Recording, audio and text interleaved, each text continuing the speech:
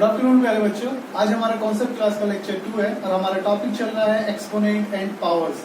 आज हम अपनी एप्लीकेशन बुक की एक्सरसाइज 5.3, 5.4 एंड 5.5 करेंगे, which is basic and intermediate. तो स्टार्ट करते हैं एक्सरसाइज 5.3 से। हमने लास्ट टर्म पे एक्सरसाइज 5.3 के क्वेश्चन नंबर सी तक कर लिए थे। अभी क्वेश्चन नंबर डी से स्टार्ट करते हैं।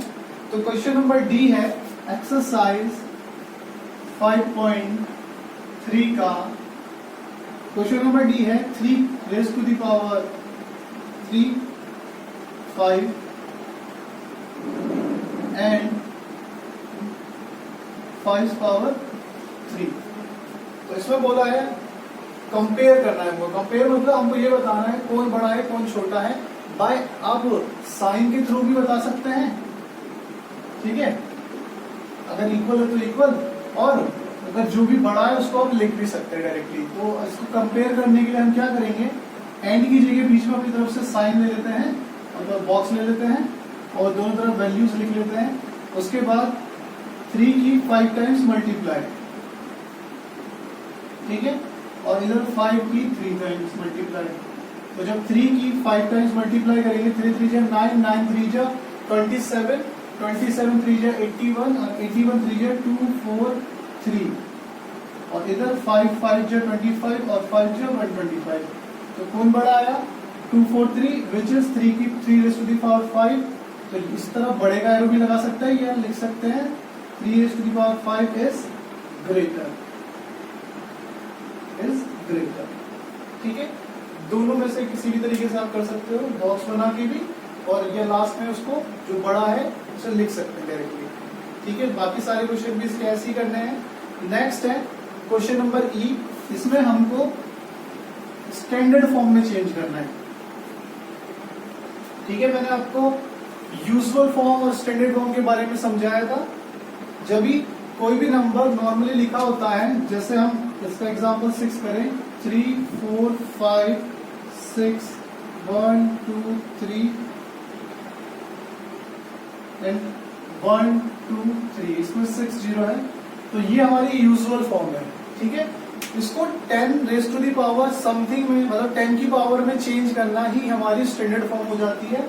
वो चेंज कैसे करते हैं, जिसमें पॉइंट नहीं दिखता तो लास्ट में उसको एज्यूम कर लेंगे और लास्ट से हमको फर्स्ट वाले के जस्ट पहले लेके आना होता है उसको।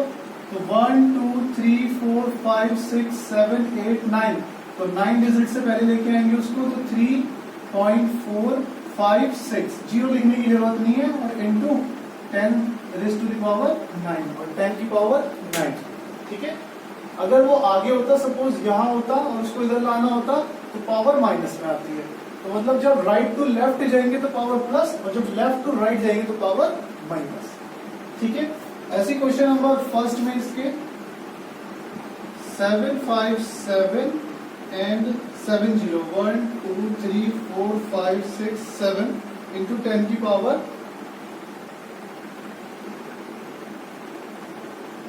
क्लियरली विजिबल नहीं है तो आई थिंक 6 है, ठीक है। तो इसको हम कर रहे हैं। इसमें भी हम क्या करेंगे, पॉइंट को पहली डिजिट से पहले लेके आएंगे, ठीक है। तो 1 2, अगर इसमें कोई पॉइंट नहीं दिखा तो लास्ट में ज्यूम करेंगे। तो कितनी प्लेसेस आगे ले जा रहे हैं, 1 2 3 4 5 6 7 8 9। तो यहाँ पर हम उसको 9 प्लेसेस आगे लेके आ गए हैं और जीरो लिखने की जरूरत नहीं है। इंटू 10 पावर 9 और ये वाला 10 की पावर 6, ठीक है। हम उसको 9 डिजिट आगे लेके आए तो 10 रेज़ टू द पावर 9 और ये 10 की पावर 6। अब मैंने बताया था जब बेस सेम होता है और मल्टीप्लाई होती है तो पावर ऐड हो जाती है। तो 9 + 6 कितना हो जाएगा, 15। तो ये हो गया 10 रेज़ टू द पावर 15, ठीक है। तो इस तरीके से आप स्टैंडर्ड फॉर्म वाले क्वेश्चंस कर सकते हैं, स्टैंडर्ड फॉर्म। अब इसके बाद हम आगे बढ़ते हैं एक्सरसाइज 5.4 में। अब यहाँ से हमारे क्वेश्चंस थोड़े से अच्छे होने, ये उनका लेवल बढ़ना स्टार्ट हो जाता है, ठीक है। हाँ, अब ये हमारी आ रही है intermediate exercise, which is exercise 5.4 question number 1। Question number 1 में बोला है power of 8 is 4, multiply power of 6 is 2 and 24 तो इसको सिंप्लीफाई करना है using the laws of exponents. तो एक्सपोनेंट मतलब पावर वाले लॉज हमको यूज करके, पावर वाले लॉज क्या है कि अगर दो नंबर जिनका बेस सेम हो और उनकी इंटू होती है तो पावर ऐड हो जाती है, और दो नंबर जिनका बेस डिफरेंट हो या दो नंबर जिनका बेस सेम हो और बीच में डिवाइड का साइन हो तो उनकी पावर सब्ट्रैक्ट हो जाती है। तो वो वाले लॉज हमें यहाँ पे फॉलो करने हैं। तो इसको हम करते हैं, ये तो पावर में पहले से ही है, एज इट इज रहने देते हैं, इसको पावर में चेंज कर देते हैं। ठीक है, तो पावर में चेंज करने के लिए इसको मैं लिख सकता हूँ 2 इंटू 2, 2 टू जा 4, 4 टू जा 8 और 8 3 जा 24। ठीक है, तो इसके मैंने प्राइम फैक्टर कर लिए है, ऐसे कर सकते हैं इसको। ठीक है, तो ये मैंने डायरेक्टली यहाँ लिख दिया। अब इसको भी यहाँ पे 2 है तो इन दोनों को भी 2 और 3 में चेंज कर लेते हैं। यहाँ पे लिख सकता हूँ मैं 2 इंटू 2 इंटू 2 8 को, और 6 को लिख सकता हूँ 2 इंटू 3। ठीक है, पावर 2 यहाँ पे हो गई 2 की पावर 3 और इंटू 3 है ना, 1 2 3, तो 2 की पावर 3। तीनों नंबर की मल्टीप्लाई हो रही है तो पावर ऐड हो जाएगी 1 + 1 + 1 3। ठीक, तो यहाँ अंदर हो गया 2 की पावर 3 की पावर 4 मल्टीप्लाई। मैंने बताया था आपको जब मैं एक्सपोनेंट बता रहा था कि जब दो नंबर की मल्टीप्लाई होती है और उनकी पावर सेम हो, मतलब पावर कोई भी हो, तो वो पावर दोनों नंबर पे डिस्ट्रीब्यूट हो जाती है। तो ये 2 के ऊपर भी आ जाएगी और 3 के ऊपर भी आ जाएगी। तो इसको मैं ऐसे लिख सकता हूँ 2 की पावर 2 मल्टीप्लाई 3 की पावर 2, और यहाँ पे 2 की पावर 3 मल्टीप्लाई 3। ठीक है, अब सारे 2 वालों को एक साथ और 3 वालों को एक साथ, तो 2 की पावर 12 इंटू 2 की पावर 2 इंटू 2 की पावर 3 इंटू 2 3 की पावर 2 इंटू 3। तो ये हो गई 2 की पावर 12 प्लस 2 14 और 3 17, और यहाँ हो गया 3 की पावर 3। तो यही हमारा क्वेश्चन का आंसर है, और यही हमारा लॉज ऑफ एक्सपोनेंट है। मतलब हमने इसको सॉल्व करना है पर इनकी पावर को ऐड या सब्ट्रैक्ट करके। ठीक है, 12 प्लस 2 14 और 3 17। ठीक, और 3 की पावर 2 और यहाँ पे कुछ नहीं है तो 1 2 और 1 3। तो ये हमारा आंसर है। नेक्स्ट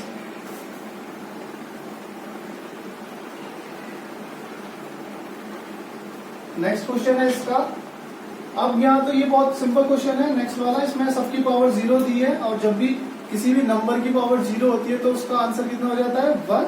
तो यहाँ हो जाएगा 15 की पावर 0 मतलब 1, 14 4 की पावर 0 1, तो 1 इंटू 1 1। और नेक्स्ट 5 की पावर 0 वो भी 1, 3 की पावर 0 वो भी 1, तो 1 इंटू 1 प्लस 1 2। ठीक है, तो इसको आप खुद से कर लेना। थर्ड वाला मैं कराता हूँ। इसमें दिया है 2 की पावर 2 a की पावर 5 b की पावर 3 c की पावर 2 और 3 की पावर 2 अपॉन 6 की पावर 2 a की पावर 2 b की पावर 2 c की पावर 2। इसको हम सॉल्व कर रहे हैं। तो इसको सॉल्व करने के लिए हम क्या करेंगे, ये दोनों डिवाइड हो रहे हैं तो इनकी पावर तो सब्ट्रैक्ट हो जाएगी। ठीक है, तो यही करना है हमको। 2 की पावर 2 इसको ऐसे रहने दिया और 6 को लिख लिया मैंने 2 इंटू 3 की पावर 2 है ना, 2 इंटू 3 की पावर 2। और इसको मैंने क्या करा 5 a की पावर 5 और इससे ये डिवाइड हो रहा है तो 5 माइनस 2 ऐसी b की पावर 3 माइनस 2 और c की पावर 2 माइनस 2 और इंटू 3 की पावर 2। ठीक है ना, दोनों बेस सेम है तो पावर माइनस हो जाएगी, बेस को एक ही बार लिखते हैं अपन। ठीक, अब यहाँ पे हमने क्या करना है, ऊपर a की पावर 2 और 3 की पावर 2 एक साथ लिख दिया। यहाँ पे बचे a की पावर 3 2 की पावर 2 और 3 की पावर 2 को एक साथ लिख के 5 में से 2 गया 3, b की पावर 3 में से 2 गया 1 और c की पावर 2 में से 2 गया 0। नीचे दोनों पे सेम पावर है तो ये दोनों पे डिस्ट्रीब्यूट हो जाएगी, a की पावर 2 इंटू 3 की पावर 2, उससे ये दोनों कट जाएंगे। ठीक है ना, 2 की पावर 2 बन जा, 2 की पावर 2 बन जा, दोनों कट गए और 3 की पावर 2 3 की पावर 2 से ये दोनों भी कट गए। अब ऊपर बचा a की पावर 3 b की पावर 1 और c की पावर 0 मतलब 1, लिखने की जरूरत नहीं है। तो a की पावर 3 b की पावर 1, ये हमारा आंसर है। ठीक है, बहुत सिंपल क्वेश्चन होते हैं इसके, बहुत इजीली कर सकते हो आप। बस आपको बेसिक कॉन्सेप्ट पता होना चाहिए कि नंबर सेम है, बेस सेम है तो पावर अगर मल्टीप्लाई है तो पावर ऐड, और बेस सेम है, डिवाइड है तो पावर सब्ट्रैक्ट। अगर दो नंबरों की पावर सेम है तो दोनों पे डिस्ट्रीब्यूट हो जाती है। ठीक है, नेक्स्ट क्वेश्चन, इसका क्वेश्चन नंबर हम 9 और 10 करते हैं। 9 में बोला है 5 की पावर 3 की पावर 2 मल्टीप्लाई 5 की पावर 3 डिवाइडेड बाय 5 की पावर 4। ठीक है, तो 5 की पावर 3 2 जा 6 और मल्टीप्लाई 5 की पावर 3 डिवाइडेड बाय 5 की पावर 4। तो ये दोनों तो मल्टीप्लाई हो रहे, तो इनकी पावर तो ऐड हो जाएगी, और ये डिवाइड हो रहा है, ये वाली पावर माइनस हो जाएगी। तो 5 6 और 5 9, 6 और 3 9 माइनस 4, तो 5 की पावर 5 आंसर। ठीक है, बहुत सिंपल क्वेश्चन था। पावर की पावर मल्टीप्लाई हो जाती 3 2 6, यहाँ पे 5 की पावर 3, ये दोनों मल्टीप्लाई हो रहे तो इनकी पावर ऐड हो जाएगी बेस एक बार लिख के, और ये वाला डिवाइड हो रहा है तो ये वाली पावर माइनस हो जाएगी। पर आपको ध्यान रखना है कि इनका बेस तीनों का सेम होना चाहिए, तभी ऐसा हो सकता है। अगर बेस डिफरेंट है तो वो नंबर एज इट इज। ठीक है, next question number 10।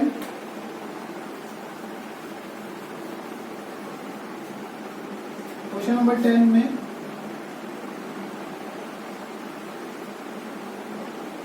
Question number 10 में दिया 4 की पावर 0 माइनस 3/7 प्लस 4/7 माइनस 81 की पावर 2। ठीक है, ये हमारा क्वेश्चन है।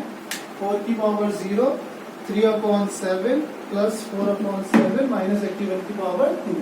तो किसी भी नंबर की पावर अगर 0 हो जाती है तो वो तो 1 हो जाता है, तो इसकी जगह तो हम 1 लिख देंगे डायरेक्ट। ठीक है, अब यहाँ पे दोनों को सॉल्व करते हैं, ब्रैकेट को।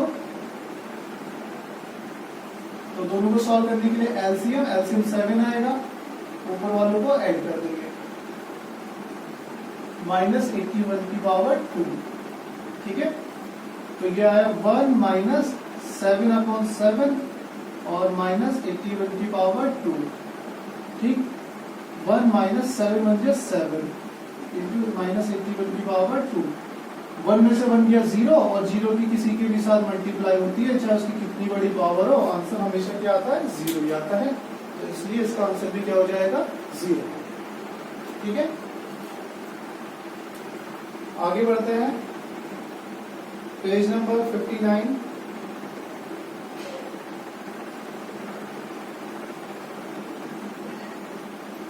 पेज नंबर 59 में बोला है सॉल्व फॉर x। हमें x की वैल्यू निकालनी है इसमें। सॉल्व फॉर x मतलब x की वैल्यू निकालनी है हमको। तो पहला क्वेश्चन मैं आपको इसके लिए पहले इसकी बेसिक समझा देता हूं कि हम x की वैल्यू कैसे निकालेंगे। जैसे दो नंबर का बेस सेम है और वो इक्वल टू में है, दो नंबर का बेस सेम है और वो इक्वल टू में है, तो उनकी पावर भी इक्वल हो जाती है। और हम यहाँ पे स्टेटमेंट में हमको लिखना पड़ेगा if base are same then powers will be equal. ठीक है, if base are same then powers will be equal. अगर बेस सेम होता है तो पावर्स क्या हो जाती है, इक्वल हो जाती है, अगर बीच में इक्वल टू का साइन है। ठीक है, तो ये हमारा कॉन्सेप्ट है और इसी को आपको ध्यान रखना है। सारे क्वेश्चन इसी से होंगे बहुत इजीली। तो स्टार्ट करते हैं, क्वेश्चन नंबर सेकंड से स्टार्ट करते हैं। फर्स्ट तो बहुत इजी है, तो क्वेश्चन नंबर सेकंड, 9 इंटू 3 की power x plus 2 equals to 729। ठीक है, अब इसमें हमें x की वैल्यू बतानी है। तो x की वैल्यू बताने के लिए मैंने आपको बताया दोनों तरफ बेस सेम बनाना है ना।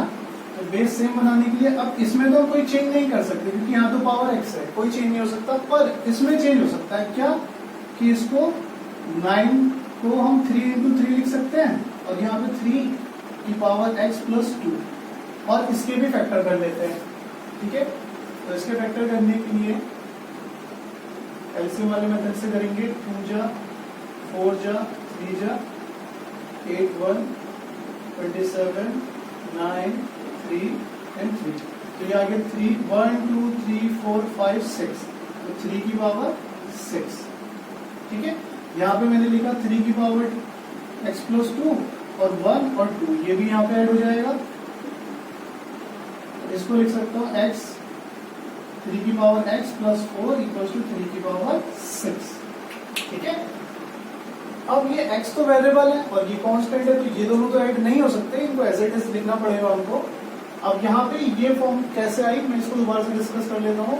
9 को हमने लिख लिया 3 इंटू 3, इसके हमने फैक्टर कर लिए प्राइम फैक्टर, और यहाँ पे 1 2 3 4 5 6, 3 6 बार आ रहा था, तो 3 की पावर 6। अभी 3 की पावर 1 और 1 2, ठीक है, और यहाँ पे x प्लस 2, तो x प्लस 2 में ये दोनों पावर ऐड हो गई, तो ये हो गया x और 2 प्लस 2 4। अब मैंने बताया था जब बेस सेम होता है तो पावर क्या हो जाती है, इक्वल। तो यहाँ पे लिखेंगे बेस इज सेम,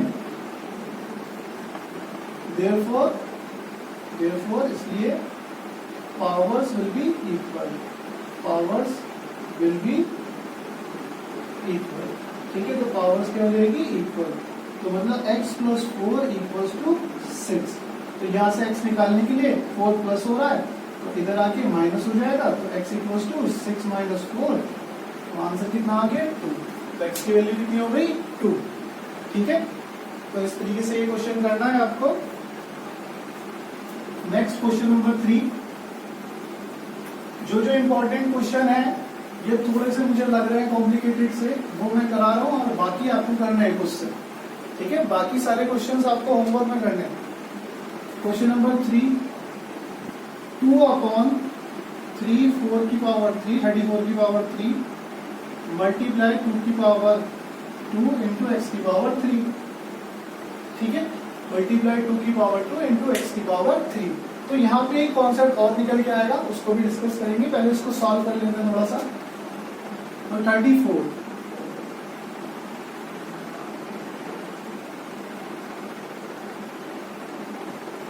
ठीक, तो 34 को मैं लिख सकता हूं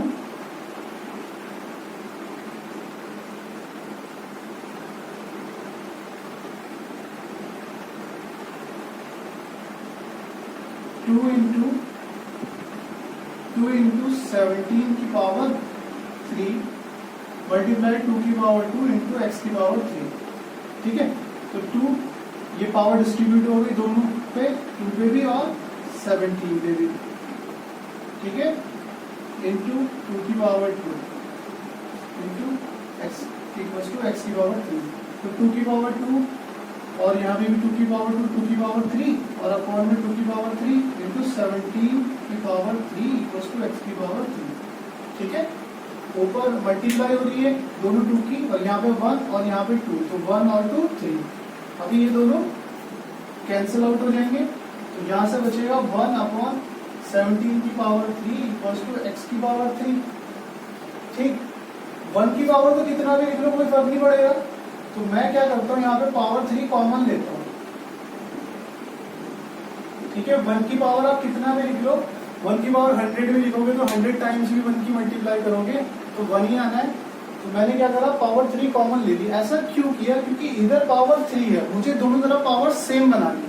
तो जैसे ही मैंने दोनों तरफ पावर सेम बनाई, तो यहाँ पे मैं क्या लिखूंगा, अब पिछले वाले क्वेश्चन में हमने क्या किया था, बेस सेम बनाए थे, फिर हमने लिखा था if base are same then power will be equal.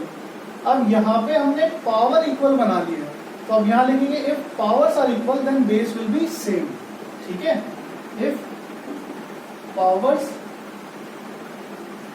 Are equal then base will be same. अच्छा, ये चीज अभी थोड़ी सी मैं आपको जस्टिफाई करके बताता हूं कि ये चीज तभी पॉसिबल है जब बीच में इक्वल टू का साइन है। जैसे दो नंबर एक इस तरफ लिखा है एक उस तरफ लिखा है, मतलब एक LHS में एक RHS में, अगर इनकी पावर सेम है तो इनके बेस भी 100% सेम ही होंगे अगर यहाँ पे इक्वल टू का साइन है। वरना अगर यहाँ पे इक्वल टू का साइन नहीं है तो हम बिल्कुल नहीं कह सकते कि powers are equal then base will be same. बीच में इक्वल टू का साइन 101% होना ही चाहिए, तभी ये पॉसिबल है कि अगर बेस इक्वल होंगे तो पावर इक्वल होगी, और अगर पावर इक्वल होगी तो बेस इक्वल होगा। ठीक है, तो यहां से हमारा क्या हुआ, दोनों की पावर इक्वल थी, ये लिखा powers are equal then base will be same. तो यहाँ पे इसका बेस तो x है और इस पूरे का बेस कितना है 1/17, तो x इक्वल्स टू 1/17, तो 1/17 इक्वल्स टू x, दोनों एक ही चीज है। ठीक है, नेक्स्ट क्वेश्चन नंबर,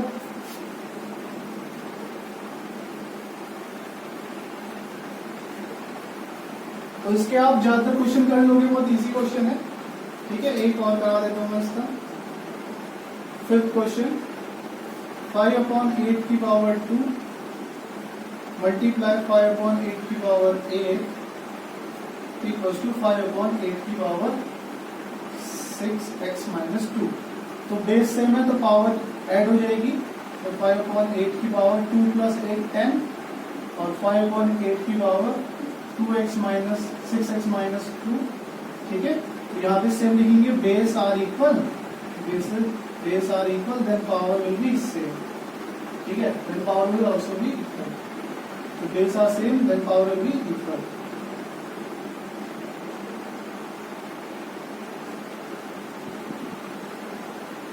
ठीक है, तो 10 इक्वल्स टू 6x माइनस 2, ये माइनस 2 इधर आके प्लस 2 है ना, x निकालना है ना आपको, तो जो माइनस में होता है उसको इधर भेजा तो वो प्लस हो गया, तो 10 प्लस 2 12, तो 12 इक्वल्स टू 6x या 6x इक्वल्स टू 12। बात है कि दोनों एक दूसरे के इक्वल है। मैंने बोला कि राम के पास 10 रुपए है, या मैं बोलूँ 10 रुपए राम के पास है, तो बात एक ही है। तो यहाँ भी यही है, 12 इक्वल्स टू 6x, तो 6x इक्वल्स टू 12, x निकालना है तो 6 चला गया नीचे, तो 6x 12 से 6 कटा, मतलब 6 के डेल में 12 आता है 2 बार में, तो x की वैल्यू कितनी है अभी 2। ठीक है, नेक्स्ट क्वेश्चन भी ऐसा ही है, बहुत सिंपल है। 3 की पावर 7 इंटू 3 की पावर 10 मल्टीप्लाई हो रही है, तो पावर हो रही ऐड 7 प्लस 10 17 और डिवाइडेड बाय 3 की पावर 6, तो 3 की पावर 6 17 में से माइनस कर देंगे तो 11, तो बच्चा 3 की पावर 11 इक्वल्स टू 3 की पावर x, तो x इक्वल्स टू 11। ठीक है, तो क्वेश्चन नंबर 9 तक हो जाएंगे। 9 में कैसे करना है, थोड़ा सा आपको हिंट दे देता हूँ 9 का। 9 में बोला है 9 की पावर 4 इक्वल्स टू 3 की पावर x, हमें बेस सेम बनाना है। अब यहाँ तो बेस कितना है 9 है, तो इसको मैं क्या लिख सकता हूँ 3 की पावर 2 है ना, 3 3 से 9, और पावर की पावर क्या हो जाएगी मल्टीप्लाई। अब यहाँ से x कितना आ जाएगा 8 आ जाएगा, 3 2 4 जा 8। ठीक है, और दोनों के बेस सेम है तो पावर क्या हो जाएगी इक्वल हो जाएगी। क्वेश्चन नंबर 10, क्वेश्चन नंबर 10, ये क्वेश्चन नंबर 9 था। तो क्वेश्चन नंबर 10 में बोला है 2 की पावर 4 इंटू 3 की power 4 equals to 6 into 3x। ठीक है, अभी x निकालना है हमको, तो 6 को इधर भेज सकते हैं हम, 3 को भी इधर भेज सकते हैं, मर्जी आपकी। तो 6 भी आ गया इधर, 3 भी इधर आ गया, x इधर रहने देते हैं, है ना। ये तो निकालना है हमको, x निकालना है, बाकी सब हमने इधर भेज दिया। अब यहाँ पे क्या आएगा 2 की पावर 4 इंटू 3 की पावर 4, इसको लिख लिया 2 इंटू 3 और यहाँ पे 3। ठीक है, 2 की पावर 4 और ये वाली पावर डिवाइड हो रही है, तो यहाँ पे आ गई माइनस में 2 की पावर 4 और यहाँ पे 1, दोनों डिवाइड हो रहे थे तो 4 माइनस 1, ऐसी 3 की पावर 4 और यहाँ पे ये वाली डिवाइड में है, तो ये दोनों ऊपर चली जाएगी माइनस में, तो 1/2। ठीक है, तो यहाँ पे आ गई 2 की पावर 3 और यहाँ पे आ गई 3 की पावर 2। इसे सॉल्व कर लेंगे, 2 की पावर 3 मतलब 2 की 3 बार मल्टीप्लाई, तो 2 2 जा 4 4 2 जा 8 और 3 की 2 बार मल्टीप्लाई, 3 3 जा 9 और 8 9 जा 72। तो हमारा आंसर कितना आ गया, x इक्वल्स टू 72। ठीक है, तो इस टाइप से क्वेश्चन नंबर 10 तक हो गए हमारे। अब इसका सी पार्ट अच्छा है, ये भी इसको भी कर लेते हैं।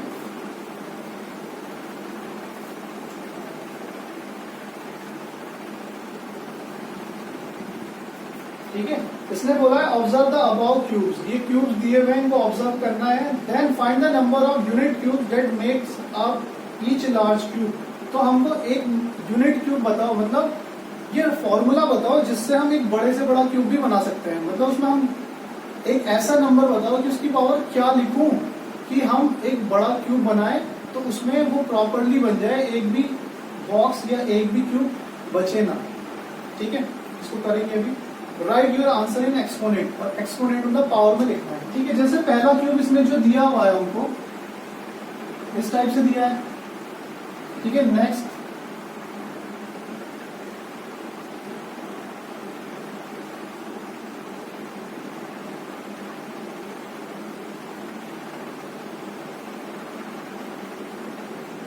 इस टाइप से।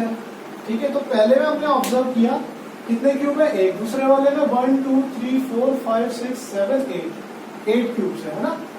दो तो एक और एक, दो ये रहे और दो नीचे हैं, और ऐसी दो इधर और दो इधर और दो नीचे, तो मतलब 8 क्यूब है। तो फर्स्ट वाले में तो एक क्यूब था, दूसरे वाले में 8 है, और तीसरे वाले में 3 3 की 3 रो और कॉलम है, तो कितने हो जाएंगे 27 है ना। पहले वाले में 9 और 3 ऐसी 3 रोज है, तो कितने हो जाएंगे 27। तो दूसरे वाले में हमारे 27, उससे अगले वाले में हमारे 64 हो जाएंगे। ठीक, तो अब हमको इसके लिए फॉर्मूला लिखना है कि किस तरीके से ये बने। ठीक है, जैसे हमको कैसे पता चला कि इसमें 8 ही क्यूब होंगे, या इस वाले में 27 ही क्यूब होंगे, या अगले वाला जो क्यूब बनेगा वो 64 क्यूब से ही बनेगा, या उससे अगले वाला इतने क्यूब से ही बनेगा। ठीक है, तो इसके लिए एक फॉर्मूला होता है बहुत सिंपल सा। जैसे यहाँ पे कितने क्यूब थे, तो 1 की पावर 1, यहाँ पे कितने क्यूब थे 2 की पावर 3, यहाँ पे 3 की पावर 3, यहाँ पे 4 की पावर 3, यहाँ भी 1 की पावर 3 लिख सकते हैं, और नेक्स्ट वाला जो होगा उसमें होगा 5 की पावर 3, मतलब 125 क्यूब्स होंगे। ठीक है, तो ये हमारा इसके लिए जनरल रूल आ गया, 1 की पावर 3, 2 की पावर 3, 3 की पावर 3, 4 की पावर 3, 5 की पावर 3। तो जितने भी हमारे क्यूब होते रहेंगे, जैसे मैंने इसके लिए एक जनरल रूल लिखूं तो n की पावर 3।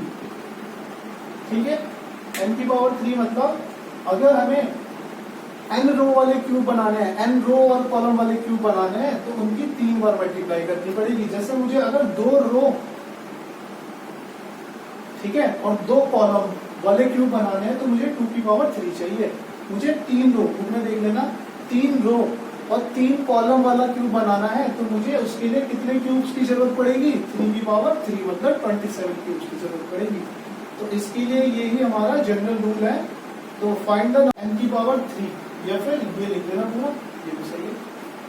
ठीक है, express the surface area of the earth which is, surface area दिया हुआ है, पर ये हमको किसमें दिया है, यूजुअल फॉर्म में दिया है, इसको स्टैंडर्ड में चेंज करना है। अभी सारे स्टैंडर्ड वाले क्वेश्चन ही करके आए हैं अभी, पर हम इसको स्टैंडर्ड में चेंज कर लेना।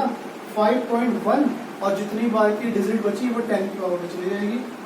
ठीक है, आगे right the number of second in 1 year. 1 year में इतने सेकंड दिए हैं, इसको साइंटिफिक नोटेशन और स्टैंडर्ड फॉर्म दोनों एक ही चीज है, इसको भी स्टैंडर्ड फॉर्म में चेंज कर दो। ठीक है, साइंटिफिक नोटेशन बोले या स्टैंडर्ड फॉर्म बोलता है, दोनों एक ही चीज है, इसको स्टैंडर्ड फॉर्म में कर लेना। इससे लास्ट क्वेश्चन, क्वेश्चन नंबर 4 मैं कराता हूँ इसका। 2 की पावर n-4 इक्वल्स टू 1। बहुत सिंपल है। तो मैंने यहाँ पे आपको क्या बताया था कि या तो पावर इक्वल होनी चाहिए अगर दोनों नंबर इक्वल है ना, या बेस इक्वल होना चाहिए। ठीक है, हमको यहाँ पे n निकालना है, तो n निकालने के लिए तो पावर बेस इक्वल होना चाहिए था, पर यहाँ तो बेस 2 है या 1 है, तो मैं इस 1 को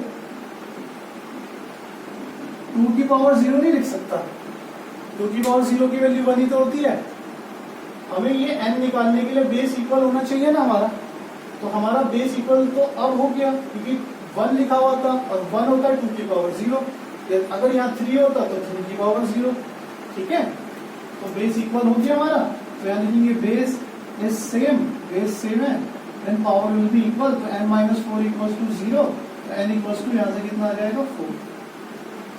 ठीक है, तो इस टाइप से अगर एग्जाम में क्वेश्चन आए 4 की पावर n-4 इक्वल्स टू 1, अब फाइंड द n, तो उसके लिए भी आप क्या करोगे, यहाँ पे 4 की पावर 0 लिख लोगे, क्योंकि किसी भी नंबर और अल्फाबेट की पावर अगर 0 हो जाती है तो उसका आंसर 1 होता है। तो यहाँ 1 की जगह 5 की पावर 0, 6 की पावर 0, इसके अकॉर्डिंग, क्वेश्चन के अकॉर्डिंग। ठीक है, नेक्स्ट पेज नंबर 60 निकालना है।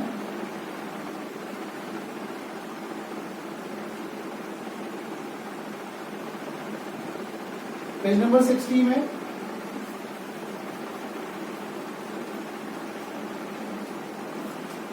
फिफ्थ का मैं हिंट दे देता हूँ। क्वेश्चन नंबर फिफ्थ का 2 और 2 की power 2x plus 2 equals to 4।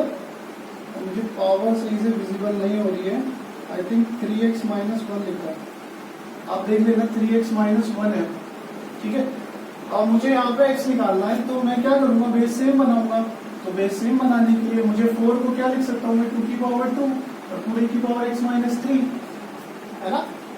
Base same बनाना है मुझे, तो यहाँ बेस 2 है, इसमें तो कोई चेंज हो ही नहीं रहा, तो इसको चेंज कर दिया हमने, 4 की पावर 2 को लिख लिया 2 की पावर 2, और ये वाला जो 2 है ये पावर में चला जाएगा, ये वाला, तो 2 की पावर 2 से इसकी मल्टीप्लाई होगी, कितना हो जाएगा 2 3 जा 6x, और 2 से इसकी मल्टीप्लाई होगी 2 1 जा 2, है ना। ये इस टाइप से आया कुछ, 2 इंटू 3x माइनस 1, तो इससे मल्टीप्लाई हुई 3x और इससे मल्टीप्लाई हुई 2।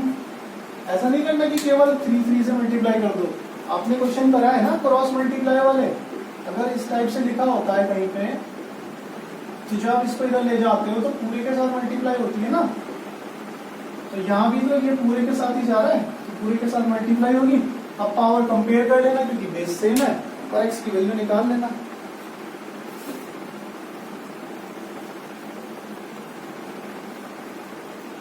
नेक्स्ट क्वेश्चन नंबर, इसने बोला है while solving a question of the exponent का क्वेश्चन सॉल्व करते समय सोनी गेट्स 4 की पावर 3 अपॉन 16 की पावर 3 एज सेम एज 1/2। मतलब उसने जब क्वेश्चन सॉल्व किया तो उसने क्या करा, जब 4 की पावर 16 3 और 16 की पावर 3 को सॉल्व किया तो आंसर उसका 1/2 आ गया, 1/4, ठीक है। तो उसने क्या गलती करी, जबकि ये दोनों तो इक्वल नहीं होते हैं, है ना। इन दोनों को अगर मैं सॉल्व करूंगा तो 3 कॉमन आ गई पावर, ठीक है, ये दोनों इक्वल नहीं होते हैं, तो फिर से मैंने सॉल्व किया तो 1/4 की पावर 3 इक्वल्स टू 1/4, ये तो पॉसिबल ही नहीं है, 1/4 की पावर 3 1/4 के इक्वल तो हो ही नहीं सकता। तो सोनी ने कुछ ना कुछ गलती करी है, उसने क्या गलती करी है ये हमको बताना है। उसने क्या गलती करी है कि उसने जो है 1/4 की मल्टीप्लाई 1/4 की पावर 2 से कर दी। अगर यहाँ पे केवल 1/4 होता तो ये तो इसके इक्वल आ गया, पर यहाँ पे कितनी पावर एक्स्ट्रा है, 2 पावर एक्स्ट्रा है ना, तो उसने मतलब 1/4 की पावर 2 से 1/4 में इंटू कर दी। तो यहाँ पे लिखेंगे व्हाट, इसने पूछा ना, then what mistake she makes in her solution, तो लिखेंगे शी मल्टीप्लाइड 1/4 बाय 1/4 की पावर 2, ठीक है। She did a mistake by multiplying 1/4 by 1/4 power 2, ठीक है। तभी तो ये 1/4 की पावर 3 आएगी, क्योंकि ये 1 और ये 2, 1 और 2 3, ठीक है। तो मतलब उसने, जैसे आप ये मान के चलो कि हमको लाना तो 6 था, 6 का आगे हमारा 36 या 72, तो उसने क्या गलती करी, जो मैंने क्या गलती करी, तो मैंने क्या गलती करी, मैंने 6 में 12 से इंटू कर दी, तभी तो 72 आया। तो ये जो मल्टीप्लाई 12 कराया हमने, यही तो मेरी गलती है। तो यहाँ भी ऐसे इसने 1/4 में 1/4 की पावर 2 से मल्टीप्लाई कर दी, तभी तो 1/4 की पावर 3 आ गया। अगर 1/4 रहने देती, 1/4 की पावर 2 से मल्टीप्लाई नहीं करती, तो 1/4 इक्वल 1/4 आता, ठीक है। तो बस आप उसकी मिस्टेक लिख देना जो भी उसने करी है, बाकी हमने समझा दिया आपको। नेक्स्ट क्वेश्चन नंबर 7, बहुत इजी क्वेश्चन है, बस के लिए आपको एक फॉर्मूला पता होना चाहिए, speed equals to distance upon time, और टाइम निकालना हो मुझे यहाँ से, तो टाइम इक्वल्स टू क्या हो जाएगा, डिस्टेंस अपॉन स्पीड, है ना। ये स्पीड नीचे चली गई, टाइम इधर आ गया। तो इसने ये बोला है एक कॉमेट जो है वो 10 की पावर 11 माइल्स अवे है फ्रॉम द अर्थ, मतलब 10 की पावर 11 माइल्स दूर है अर्थ से। माइल्स मतलब डिस्टेंस को नापने की यूनिट होती है, जैसे किलोमीटर होती है ऐसी माइल्स होती है। तो 1 माइल में अप्रोक्स 1.6 किलोमीटर होता है।